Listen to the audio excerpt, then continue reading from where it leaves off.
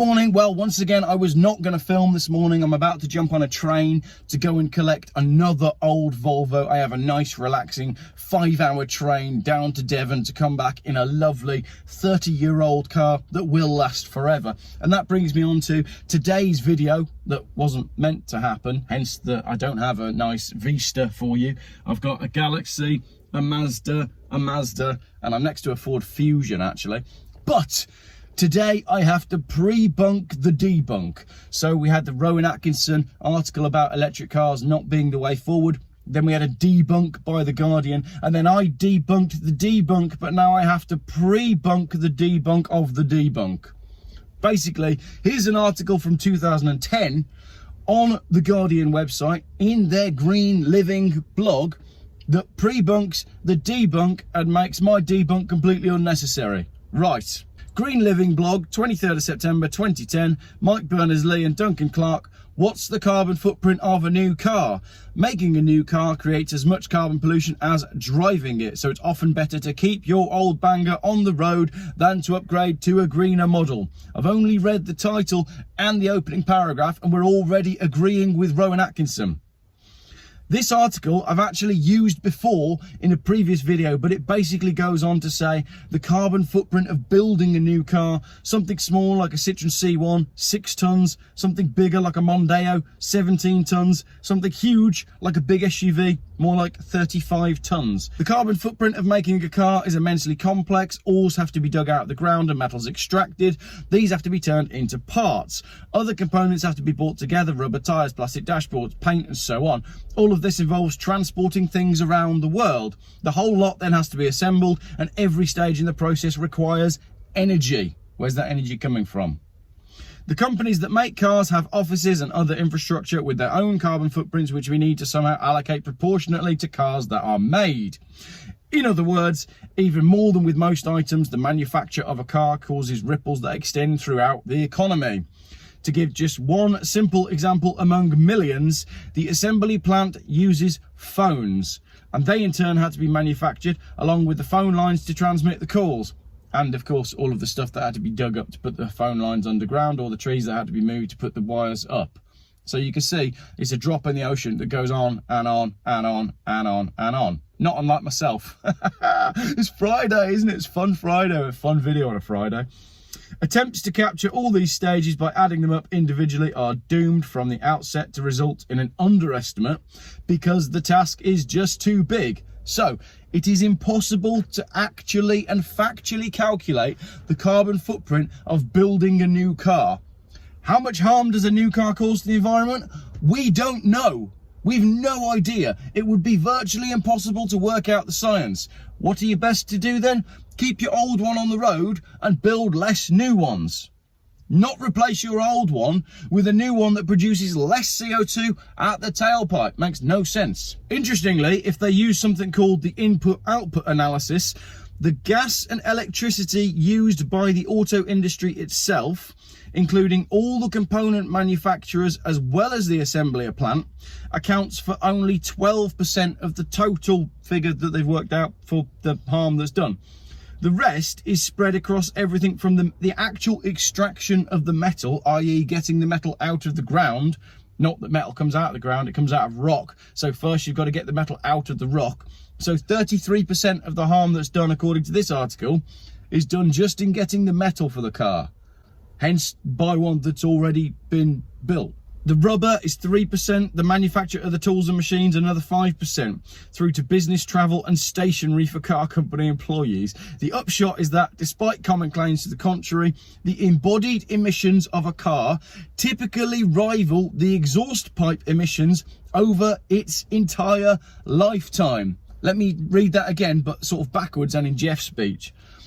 Everything that comes out of the tailpipe of a car in the lifetime of the entire vehicle doesn't even come close to making a dent in the harm that was done in building the damn thing in the first place. Indeed, it goes on, for each mile driven, the emissions from the manufacture of a top-of-the-range Land Rover Discovery, this is obviously before everybody started buying the really big Range Rovers, the big £100,000 ones, that ends up being scrapped after 100,000 miles, may be as much as 4 times higher than the tailpipe emissions of a Citroen C1. So the emissions from building a big car are more than 4 times higher than the total lifetime emissions of a small car. So Rowan Atkinson was saying, don't change your car every 3 years, but you could even say have smaller cars, which is something that the general population are going to really struggle to get their heads around, because you have to have a Range Rover Velar for Instagram. You have to have a gigantic SUV to show off to your neighbours, and oh, they're the safest things on the road. Well, that may well be the case, but don't pretend that you're doing anything other than feeding your own ego. Oh, that's going to annoy people, that comment, isn't it? What I mean is, can people stop saying that they're saving the planet and being green by buying a new green car? Because it's bull. And even The Guardian, who said that it wasn't bull, said it was bull 10 years ago. With this in mind, unless you do very high mileage or have a real gas guzzler, it generally makes sense to keep your old car for as long as it is reliable, which, if you look after it, will probably be forever, especially if it was a car built before about 2005, when they used to last forever. If you make a car last to 200,000 miles rather than 100,000 miles, then the emissions for each mile the car does in its lifetime may drop to as much as 50%, as a result getting more distance out of the initial manufacturing emissions. When you do eventually replace your car, it obviously makes sense to do so with a light, simple, fuel-efficient model. That way you'll be limiting both the manufacturing and the exhaust pipe emissions, but before you buy, look into car clubs, especially if you live in a city centre. You may say, oh, they've gone full Guardian at the end there. Of course, the exact benefits of new versus old cars, diesel versus hybrids, car clubs versus owning, and so on, are different for each person. To find out the greenest choice for you, check out the new interactive Greener Car Guide. So, a long and convoluted article that was quite simply there to promote the new Greener Car Guide. But back in 2010, we weren't prescribing electric cars for everyone like we are today. We weren't debunking everyone who comes out and says, do you know what, these electric cars don't work for everyone, because not everyone can have a charging point, and not everybody can only do 140 miles a day, and not everybody wants to spend 45 minutes sat in service stations, and people like to drive really long distances, and some people just don't want them. What happened to just being able to say no? I mean, I know just being able to say no disappeared with mandates in 2020, but we shouldn't be mandated into new cars. So there we go. My train is pulling in. I need to go find some coffee. No more filming today. I'm taking the day off filming. It's been a busy week. The channel has been busy. I have tried to get back to as many comments as possible, most of which have been fantastic and very supportive, and many I found that, like, the anti-Geoff comments, you can sort of split into 2 categories. The person that posts an essay that's so long I can't even get to the end of it, and it doesn't make that much sense and often doesn't have much punctuation, and the people that just insult me. So that's to you. I didn't even plan for that. There's even a beige Land Rover Freelander over there. So there we go. The Guardian pre-bunked their debunk, which made my debunk totally unnecessary. Another long and convoluted video from a man not even wearing a shirt. Thank you very much for watching. I hope you have a fantastic weekend. I don't think I'll really have any video going out this weekend. I'm on a canoeing trip on Saturday with some other fat dads, so that's going to be rather interesting. I suspect it's going to involve drinking lots of beer, laughing and falling in the river, which is probably full of effluent because of what the water companies are up to. But maybe we'll tackle that one next week, one step at a time, one step at a time.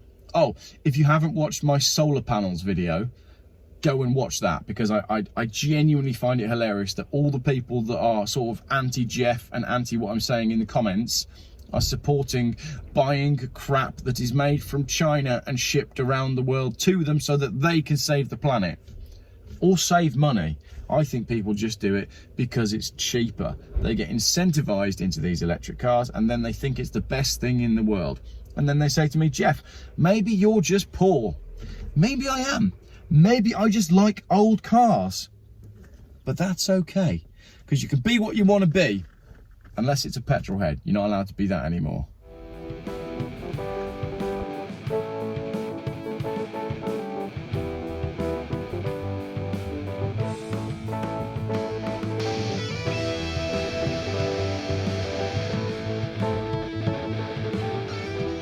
Geoff buys cars.